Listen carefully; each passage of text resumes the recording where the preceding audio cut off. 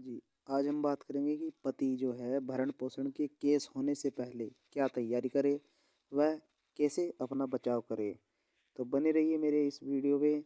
यदि आपको वीडियो अच्छी लगे तो लाइक और कमेंट करना ना भूलें और यदि आपने मेरे फेसबुक पेज को फॉलो नहीं किया है तो उसको फॉलो अवश्य कर लें। पेज का नाम है लीगल टॉनिक। दूसरा यूट्यूब चैनल को यदि आपने सब्सक्राइब नहीं किया है तो उसको सब्सक्राइब कर लें। चैनल का नाम है लीगल टॉनिक। तो दोस्तों बने रहिए मेरी वीडियो के साथ में। देखते हैं कि पति भरण पोषण केस के होने से पहले क्या तैयारी कर सकता है और अपना बचाव कैसे कर सकता है।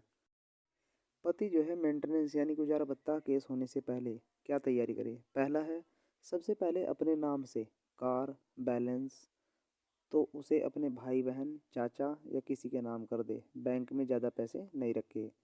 दूसरा पॉइंट ये है कि पत्नी को आपकी संपत्ति में रहने के अलावा कोई हक नहीं होता, इसलिए संपत्ति के लिए डरे नहीं, लेकिन उसे अपने घर में नहीं घुसने दे, अपने मकान को किराए पर दे दे। तीसरा पॉइंट है, माता पिता के नाम पर घर हो तो उसके लिए केस करके उस घर पर स्टे लें, ताकि आपकी पत्नी उस घर में नहीं घुस पाए। अगर वो घर में आ गई है तो केस लड़ने में और उसे जीतने में परेशानी होगी। आपकी कोई पॉलिसी है जैसे कि LIC तो आप उसे गोपनीय रखें। पांचवा पॉइंट है, जहां आप काम करते हैं उसका ब्यौरा भी कभी नहीं देना चाहिए। हो सके तो अपने इनकम को भी छुपाएं।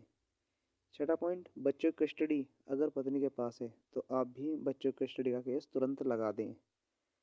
पांचवा पॉइंट, आपकी पत्नी पहले क्या कमाती थी और अब कुछ काम कर रही है या नहीं, इसके सबूत इकट्ठा करें। आठवां पॉइंट, पत्नी की ऑडियो वीडियो रिकॉर्डिंग करें ताकि कोर्ट में आप उसका स्वभाव व चरित्र दिखा सकें। मेंटेनेंस का केस होने के बाद पति क्या करे, अब इस पर चर्चा करेंगे। मेंटेनेंस या गुजारा भत्ता के केस होने पर आप कोर्ट में जाएं तो सबसे पहले पत्नी की पिटीशन की नकल निकलवाएं। जवाब देने में जल्दबाजी नहीं करें। आपके समय आपके पास समय होता है, आप इन दिनों में अपनी पत्नी के खिलाफ एविडेंस एकत्रित करें और पत्नी की पिटीशन के हर शब्दों का बारीकी से आंकलन या अवलोकन करें। पत्नी की पिटीशन की कॉपी में देखें कि वो घरेलू हिंसा की घटना और आपकी कमाई को कैसे दिखा रही है। इसमें यह देखें सबसे पहले कि वह जो घटना बता रही है वह महीना, साल, तारीख, समय उसमें है कि नहीं। अगर नहीं है तो अपने जवाब में पॉइंट मेंशन करें कि घटना का दिन, महीना, साल, समय नहीं बताया गया है, क्योंकि ये सब सच नहीं है। आप अपनी पत्नी को हर पॉइंट ऑफ व्यू को समझने की कोशिश करें। यह मैं सब बातें यहाँ लिख नहीं सकता हूँ क्योंकि बहुत सारी बातें होती हैं। पत्नी अपने आप को बेसहारा असहाय बताए तो प्रश्न करें कि यह बेसहारा किस कारण से है, कारण बताएं। जब वह बेसहारा व असहाय है तो अपने पति के पास क्यों नहीं रहती है, वहाँ क्यों रह रही है, कारण बताएं। लेकिन उसे आपको अपने घर भी नहीं लाना। अगर आपकी पत्नी बोलती है कि उसके पास आय का साधन नहीं है, वो ज़्यादा पढ़ी लिखी नहीं है, तो आप उसके पढ़ाई लिखाई के एविडेंस कोर्ट में प्रस्तुत करें और उसके सिलाई कढ़ाई या कंप्यूटर आदि के जो भी सर्टिफिकेट हैं उसे पेश करें। अगर आपके पास सिर्फ उन यूनिवर्सिटी की जानकारी है और पेपर नहीं है तो आप धारा 91 CRPC में एप्लीकेशन लगाकर उन डॉक्यूमेंट्स को उस यूनिवर्सिटी से पुलिस के द्वारा मंगवा सकते हैं या फिर अपनी पत्नी को देने के लिए मजबूर कर सकते हैं। 13वां पॉइंट है, अगर पत्नी की कोई भी बात कोर्ट में झूठी साबित होती है तो आप कोर्ट में धारा 340 CRPC में आवेदन करें। कोर्ट आपकी पत्नी के खिलाफ FIR के आदेश दे देगा। इससे आपको कोर्ट में केस जीतने में आसानी होगी। पति कोर्ट में कभी भी अपने आप को कोर्ट में क्वालिफाइड और पढ़ा लिखा शो न करें। साधारण रूप से पेश आएं। पति कोर्ट में टिप टॉप बनकर न जाएं, बल्कि सामान्य वेशभूषा व सादे कपड़े पहनकर जाएं। कभी भी अपना ऊंचा स्टैंडर्ड कोर्ट को नहीं दिखाएं। पति कभी भी कोर्ट में महंगी घड़ी, चैन, अंगूठी, महंगा मोबाइल भी लेकर न जाएं। अगर आप अपना मोबाइल ले भी जाते हैं तो जेब में रखें, कोर्ट में नहीं दिखाएं, क्योंकि जज यह सब छोटी छोटी बातों को देखता है जो आप लोग नहीं समझते हैं। जज की मानसिकता ये होती है कि वो पति को देखकर ही सब आकलन करता है कि वो कितना अमीर है और कितने पैसे दे सकता है। इसलिए इस बात पर भी विशेष ध्यान दें। कोर्ट में अनावश्यक नहीं बोले, सिर्फ उतना जवाब दें जितना कि जज साहब पूछें। पति हमेशा अपने वकील साहब को बोलने दें। अगर आप ज़्यादा बोलोगे तो जज आपसे सब बातें निकलवाने के लिए आपको बातों में घुमाएंगे। इस पर विशेष तौर से ध्यान दें। यदि कोई कोर्स किया है तो उसके सबूत दें कि आप उसे खुश रखते थे। मेंटेनेंस या गुजारा भत्ता की बहस में आप तुरंत आपत्ति दें कि पत्नी को बैठे बैठे बिना काम किए पैसा नहीं देंगे। पति को चाहिए कि वो पत्नी को जितनी हो सके उतनी क्रुएल्टी साबित करने में फोकस करे। किसी तरह की ऑडियो वीडियो डॉक्यूमेंट्स के आधार हैं तो और भी अच्छी बात होगी।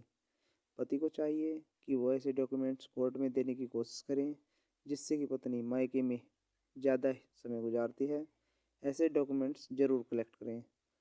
आपने अपनी पत्नी की शॉपिंग की हो, उसे कहीं घुमाया हो, ऐसे सबूत भी दें। इसके अलावा आपने उसका डॉक्टरी इलाज करवाया हो या कोई कोर्स किया हो तो उसके सबूत भी दें। कोर्ट में कोशिश यही करें कि ये ही कहें कि आप उसे रखना चाहते हैं। बस इसी बात पर अड़े रहें। जब भी आप पर मेंटेनेंस गुजारा भत्ता केस हो तो आप भी अपने माता पिता के द्वारा अपने ऊपर मेंटेनेंस का केस लगवा लें। अगर आपकी सैलरी अच्छी है तो आप सरकारी नौकरी करते हैं तो ये ज़रूर करें। अगर आपकी पत्नी ने आप पर घरेलू हिंसा का केस किया है तो आप भी अपनी माँ से या बहन से डीवी घरेलू हिंसा का केस अपनी पत्नी और उसकी फैमिली पर ज़रूर करें। इससे उसके ऊपर दबाव भी बनेगा। जब आपकी पत्नी आप पर मेंटेनेंस का केस करे तो आप भी अपनी पत्नी पर मेंटेनेंस का केस ज़रूर करें, जिसमें आप कोर्ट में आने जाने का खर्च, वकील का खर्च भी मांग करें। चाहे उसमें कुछ न हो ना हो, पर आप ज़रूर पत्नी से मेंटेनेंस लेने का केस लगा ही दें। पत्नी पर दबाव बनेगा। गुजारा भत्ता के केस में अंतरिम की बहस जल्दी से जल्दी कराने की कोशिश करें और उस पर आपका फ़ायदा है। अगर कोर्ट मेंटेनेंस गुजारा भत्ता बांधता है तो घबराएं नहीं। हाई कोर्ट या सेशन कोर्ट से स्टे के लिए अपील या रिवीजन पर जाएं। शायद आपका खर्च कम हो जाए। किसी भी हाल में मेंटेनेंस गुजारा भत्ता केस से डरकर जल्दी समझौता किसी तरह करने की कोशिश न करें। ना ही कोई शर्त पत्नी की माने, क्योंकि शुरुआत आपके लिए ज़रूर दुखद है पर बाद में आपकी पत्नी के लिए दुखद होगी जब उसे कुछ भी मेंटेनेंस गुजारा भत्ता नहीं मिलेगा।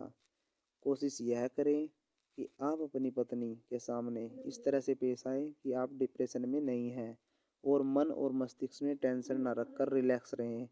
यह याद रखें, फैमिली मैटर में कोई सज़ा या जेल का प्रावधान नहीं है, इसलिए डरे बिल्कुल भी नहीं। सिर्फ मेंटेनेंस नहीं देने पर सज़ा है, इसके अलावा और कुछ भी नहीं।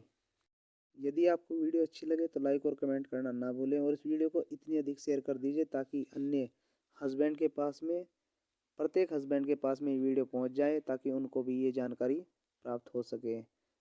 धन्यवाद। जय हिंद।